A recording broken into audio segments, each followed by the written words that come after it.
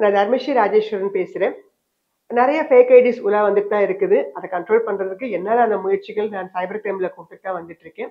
So நம்மளுடைய நேயர்களும் சரி, சப்ஸ்கிரைபரும் சரி, கொஞ்சம் தயவுசெய்து இந்த மாரி ஃபேக் ஐடில இருந்து கொஞ்சம் அலர்ட்டா இருங்க. ஸோ ஒரிஜினலா இருக்கக்கூடிய ஐடிய வந்து ஃபாலோ பண்ணுங்க. அதுல இருக்கக்கூடிய நியூஸ் ஃபாலோ பண்ணுங்க. எந்த காரணம் கொண்டும் யார்கிட்டயும் பணத்தெல்லாம் குடுக்காதீங்க. நாங்களும் என்னுடைய நிறுவனமும் இந்த மாதிரி செயல்கள்ல ஈடுபடுறதே கிடையாது. நாம இந்த நிகழ்ச்சியில என்ன பார்க்க போறோம்னு கேட்டீங்கன்னா, இந்த மார்ச் முடிய போகுது. இந்த மார்ச் மாதம் ஒரு மேஜிக் அப்படின்னு சொல்லலாம். மார்ச் மேஜிக் ஒண்ணு நடந்திருக்கு அப்படின்னு. ஏன்னா, கடந்த ஒரு 6 மாதமாகவே மார்க்கெட் வந்து டவுன் ட்ரெண்டாக தான் இருந்துட்டு இருந்துச்சு. நிஃப்டி வந்து பார்த்தீங்கன்னா, ஒரு 22,000 அப்படிங்கிற இடத்துக்கிட்டலாம் நெருங்கிருச்சு. 22,100 எங்க 22,000 பிரேக் பண்ணிடுமோ அப்படிங்கிற ஒரு பயம் இன்வெஸ்டர்ஸ், ட்ரேடர்ஸ் எல்லாருக்குமே இருந்தது. ஆனா இந்த மார்ச்ல திடீர்னு ஒரு மேஜிக். கடந்த 10 நாட்களாக மார்க்கெட் ஏறி இன்றைய பதிவின் போது 23,350 அப்படிங்கிற இடத்துல வந்து நின்றுட்டு இருக்கு. கிட்டத்தட்ட 1,350 பாயிண்ட் கடந்த 10 நாள் ஏறி இருக்கு. அப்ப நம்ம இது ஒரு சின்னதா ஒரு மேஜிக் அப்படின்னே சொல்லலாம். ஏன்னா ஜென்ரலா பாத்தீங்கன்னா மார்ச் மாதம் பெரும்பாலும் tax harvesting time. So tax வந்து எல்லாருமே இன்கம் டேக்ஸ் ஃபைல் பண்ணணும் அப்படிங்கிறதுக்காக ஏற்கனவே ப்ராஃபிட்லாம் பண்ணியிருந்தீங்கன்னா லாஸ் ஆன ஷேர்ஸ் எல்லாம் செல் பண்ணி கணக்குல காட்டுறதுக்காக அந்த வேலைகள்லாம் ஈடுபடுவாங்க. ஆனா மார்க்கெட் ஆல் டைம் லோல போன காரணத்தினால அங்க கொஞ்சம் பையர்ஸ் வந்துட்டாங்க. இதுக்கு மிக முக்கியமான ஒரு 3 காரணங்களே சொல்லலாம் இந்த மார்ச் மேஜிக் நடந்ததுக்கு. தி ஃபர்ஸ்ட் ஒன், ருப்பி வந்து உங்களுக்கு என்ன ஆயிருக்கு, ஸ்ட்ராங் ஆயிருக்கு. 86 ரூபா 30 பைசா அப்படிங்கிற இடத்துல இருந்து தற்போது 85 ரூபா 98 பைசா அப்படிங்கிற இடத்துக்கு வந்திருக்கு. ஸோ இது வந்து ஒரு வீக்லி கெயின், கடந்த 2 வருஷத்துல இல்லாத ஒரு வீக்லி கெயின் அப்படின்னே சொல்லலாம். ஸோ ஜென்ரலா எப்போதுமே உங்களுக்கு வந்து டாலர் வந்து இறங்குமுகமாக இருக்கும் பட்சத்துல நம்மளுடைய ருப்பி வந்து என்ன ஆகும், ஸ்ட்ராங்கர் ஆகும். அதன் காரணமாக ஈக்விட்டி மார்க்கெட் அப் ட்ரெண்ட்ல போகும். ஸோ இது முதல் ரீசன். ரெண்டாவது ரீசன், இது நாள் வரைக்கும் ஃபாரின் இன்ஸ்டிடியூஷனல் இன்வெஸ்டர்ஸ் செல்லிங் மோட்லேயே தான் இருந்தாங்க. பை மோடுக்கு திரும்பி வர்ற மாதிரியே இல்லை. ஆனா இந்த மார்ச் மாதத்துல கொஞ்சம் பை மோடுக்கு திரும்பி இருக்காங்க. மார்ச் 18ஆம் தேதி 1,462 கோடி உள்ள இன்வெஸ்ட் பண்ணியிருக்கிறாங்க. மார்ச் 20ஆம் தேதி 3,239 கோடி இன்வெஸ்ட் பண்ணியிருக்கிறாங்க. மார்ச் 21ஆம் தேதி 7,470 கோடி இன்வெஸ்ட் பண்ணிருக்காங்க.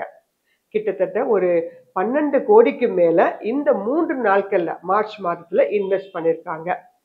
இதுதான் ஒரு ரீசனாக, அடுத்த 2வது ரீசனாக கருதப்படுது. டிஐ இப்ப என்ன பண்ண ஆரம்பிச்சிருக்காங்க, கொஞ்சம் கொஞ்சமாக செல் பண்ண ஆரம்பிப்பாங்க. பட் எஃப்ஐஐஸ் உடைய இன்வால்மெண்ட் இருந்தா நமக்கு இன்னும் கொஞ்சம் ஸ்ட்ராங்கா கன்சிடர் பண்ணலாம். மூன்றாவதாக வேல்யூ பையிங். ரீட்டைலர்ஸ் எல்லாருமே நல்ல கம்ஃபர்டபுளாக நிறைய கம்பெனிகள், லார்ஜ் கேப், மிட் கேப்ஸ், இந்த மாதிரி கம்பெனிகள் எல்லாமே ஒரு அஃபோர்டபுள் ரேட்ல கிடைக்க ஆரம்பிச்சதுனால ரீட்டைல் பையர்ஸும் என்ன பண்ண ஆரம்பிச்சிட்டாங்க, சப்போர்ட் லெவல்ல வந்திருக்குன்னு வாங்க ஆரம்பிச்சாங்க. இந்த 3 ரீசன் தான் இந்த மார்ச் மேஜிக் நடப்பதற்கான ரீசனாக கன்சிடர் பண்ணப்படுது. இதுல ஏகப்பட்ட கம்பெனிகள் வந்து ரிவர்ஸ் ஆயிருக்காங்க. நான் என்னுடைய பார்வையில சில கம்பெனிகள் உங்களுக்கு இந்த மேஜிக் நடந்த சில கம்பெனிகளை பத்தி கொண்டு வந்திருக்கிறேன். எப்போதும் போல இது என்னுடைய தனிப்பட்ட கருத்து. இது வந்து பை செல்லிங் ரெக்கமெண்டேஷன் கிடையாது.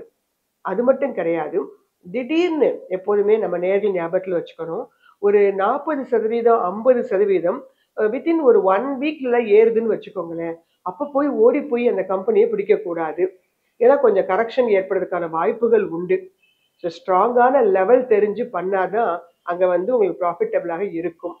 ஸோ இந்த சப்போர்ட் லெவல், ரெசிஸ்டன்ஸ் லெவல், இதெல்லாம் ஜென்ரலாக பார்த்தீங்கன்னா இந்த கிளாஸ்லேயே சொல்லிக் கொடுப்பேன். ஸோ இந்த கிளாஸ்ல நீங்கள் அப்ரோச் பண்ணீங்கன்னா இதெல்லாம் நீங்கள் இண்டிவிஜுவலாகவே நீங்கள் என்ன பண்ணலாம், திறம்பட கற்றுக்கலாம். ஸோ இந்த மாதிரி கம்பெனிகள் நான் வந்து உங்களுக்கு சில கம்பெனிகள் கொண்டு வந்திருக்கிறேன். எந்த அளவுக்கு அது வந்து இந்த 10 நாள்ல மூவ்மெண்ட் காமிச்சிருக்கு அப்படின்னு சொல்லிட்டு. அதனால நல்ல வாய்ப்புகள் கிடைக்கும் போது நம்ம வாங்கறதுக்கான ஒரு வாய்ப்பா கருதணும்னு ஏற்கனவே பல பதில சொல்லிட்டு இருந்தேன். இது வந்து பாத்தீங்கன்னா அப்ப இந்த கம்பெனிகள்லாம் வாங்கலாமா அப்படின்னு கேட்டீங்கன்னா, ஓரளவு சப்போர்ட் லெவல் 1ல இருந்து இப்போ சப்போர்ட் லெவல் 2க்கு வந்திருக்கு. திருப்பி ஏதாவது ட்ரம்ப் டாரிஃப் ஏப்ரல் 2ஆம் தேதி ரெசிப்ரோக்கல் டாரிஃப் பத்தி பேச போறாரு. ஸோ மறுபடியும் ஏதாவது அவர் பிரச்சனை பண்ணாரு, வாயை திறந்தாலும் என்ன ஆகும், பிரச்சனை ஆயிடும். ஸோ அதனால இது பை செல் ரெக்கமெண்டேஷன் இல்லை.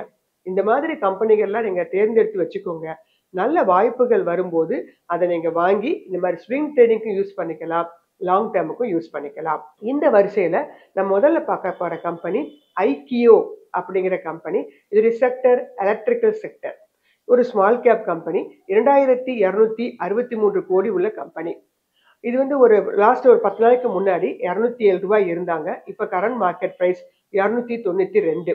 40% உங்களுக்கு அப் ட்ரெண்ட் கொடுத்திருக்குது. இரண்டாவதாக நம்ம அடிக்கடி பேசிட்டு வரக்கூடிய கார்டன் ரீச் அப்படின்னு சொல்லக்கூடிய ஜிஆர்எஸ்சி கம்பெனி. இவங்க ஷிப் பில்டிங் கம்பெனி. இவங்களுடைய மார்க்கெட் கேப் 19,492 கோடி. இவங்க ஒரு 10 நாளைக்கு முன்னாடி 1,297 ரூபாய் இருந்தாங்க. இப்ப கரண்ட் மார்க்கெட் பிரைஸ் 1,697. 30% இந்த 10 நாளுக்குள்ளேயே அப் ட்ரெண்ட் கொடுத்திருக்கு. ஸோ நல்ல ஒரு பாட்டம் லைன்ல வாங்கியிருந்தவங்களுக்கு இப்போ ஒரு நல்ல லாபகரமாக இருந்திருக்கலாம். ஜோதி சிஎன்சி அப்படிங்கிற கம்பெனி, இவங்க செக்டர் கமர்ஷியல் சர்வீஸ் அப்படிங்கிற இடத்துல வருவாங்க. Current market price 1,156. Last 10 days back பார்த்தீங்கன்னா 911. 26% ஒரு அப் ட்ரெண்டை கொடுத்திருக்கிறாங்க. மார்க்கெட் கேப் 25,436 கோடி. நான்காவதாக கேஃபின் டெக்னாலஜி அப்படிங்கிற இந்த கம்பெனி. இந்த கம்பெனியுடைய செக்டர் பினான்ஸ் வரிசையில் வரும். மார்க்கெட் கேப் 18,936 கோடி. கடந்த 10 நாளுக்கு முன்னாடி 888 அப்படிங்கிற இடத்துல இருந்தாங்க. இப்ப current market price 1,095. 23% up trend கொடுத்திருக்கு. ஒரு மேஜிக்கா கொடுத்திருக்கிறாங்க. பாரத் டைனமிக்ஸ் பிடிஎல் அப்படிங்கிற இந்த கம்பெனி டிஃபென்ஸ் செக்டர் கீழே வருவாங்க. மார்க்கெட் கேப் 47,400 கோடி. 10 நாளைக்கு முன்னாடி 1,065. இப்ப உங்களுக்கு 1,290. ஒரு 10 ஷேர் வாங்கியிருந்தீங்கன்னா கூட 10,000 தான் உங்களுக்கு இன்வெஸ்ட்மெண்ட் கிட்ட வரும்.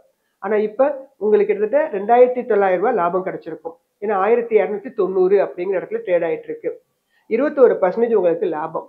ஸோ அதனால இந்த மாதிரி டிஃபென்ஸ் கம்பெனிகள், நல்ல கம்பெனிகளை எப்போதுமே நோட் பண்ணி வச்சுக்கோங்க. நல்ல ராக் பாட்டத்தில் கிடைக்குதுன்னா பயப்படாம என்ன பண்ணலாம், கொஞ்சம் கொஞ்சமாக வாங்க ஆரம்பிக்கலாம். ஆறாவது நான் பார்க்க போற கம்பெனி ஜென்டெக்.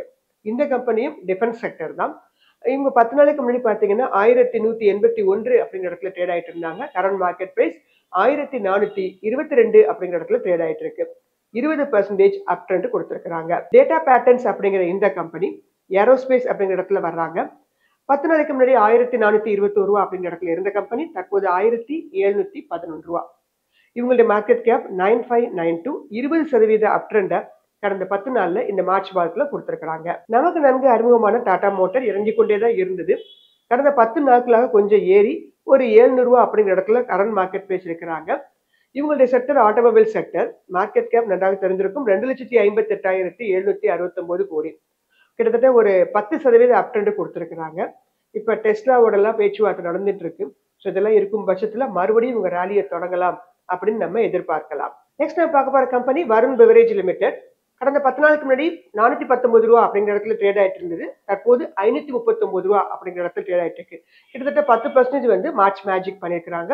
இவங்களுடைய மார்க்கெட் கேப் 1,81,927 கோடி. Large cap company. இவங்க எஃப்எம்சிஜி அப்படிங்கிற செக்டர் கீழே வருவாங்க. அடுத்து 10வது நம்ம பார்க்க போற கம்பெனி கோத்ரேஜ் இண்டஸ்ட்ரி. கடந்த 10 நாளுக்கு முன்னாடி 861 ரூபா அப்படிங்கிற இடத்துல ட்ரேட் ஆயிட்டு இருந்தது. கரண்ட் மார்க்கெட் பிரைஸ் 1,206 அப்படிங்கிற இடத்துல இருக்கிறாங்க. கிட்டத்தட்ட 40% அப் ட்ரெண்டை கொடுத்திருக்கிறாங்க. இவங்களுடைய செக்டர் கெமிக்கல்ஸ் அப்படிங்கிற டிபார்ட்மெண்ட் கீழே வராங்க. மார்க்கெட் கேப் 40,627 கோடி. தி டெவலப்மெண்ட் அப்படிங்கிற இந்த இன்ஜினியரிங் கம்பெனி கடந்த 10 நாளைக்கு முன்னாடி 180 ரூபா ஐபிஓ வழியாக வந்த கம்பெனி 180 ரூபா அப்படிங்கிற இடத்துல ட்ரேட் ஆயிட்டு இருந்தது. இப்போது கரண்ட் மார்க்கெட் பிரைஸ் 259 ரூபா அப்படிங்கிற இடத்துல இருக்கிறாங்க. 43% அப் ட்ரெண்டை கொடுத்திருக்கிறாங்க. மெட்டல்ஸ் அண்ட் மைனிங் செக்டர் அப்படிங்கிற இடத்துல வருவாங்க. இந்த கம்பெனியுடைய மார்க்கெட் கேப் ஸ்மால் கேப் 1,790 கோடி. ஜேஎஸ்டபிள்யூ இன்ஃப்ரா அப்படிங்கிற இந்த கம்பெனி கடந்த 10 நாளைக்கு முன்னாடி 225 அப்படிங்கிற இடத்துல ட்ரேட் ஆயிட்டு இருந்தது. தற்போது 312 அப்படிங்கிற இடத்துல வந்திருக்கிறாங்க. 38% அப் ட்ரெண்டை இந்த மார்ச் மேஜிக்ல காமிச்சிருக்காங்க. இவங்களுடைய செக்டர் இன்ஃப்ராஸ்ட்ரக்சர். மார்க்கெட் கேப் 65,688 கோடி. 13வது நம்ம பார்க்க போற கம்பெனி அவந்தி ஃபீட்ஸ். இந்த கம்பெனி அக்ரிகல்ச்சர் செக்டர் அப்படிங்கிற இடத்துல வருவாங்க. கடந்த 10 நாளைக்கு முன்னாடி 687 அப்படிங்கிற இடத்துல ட்ரேட் ஆயிட்டு இருந்தது. இப்போது 933 அப்படிங்கிற இடத்துல வந்து வந்திருக்காங்க. 35% அப் ட்ரெண்டை கொடுத்திருக்கிறாங்க.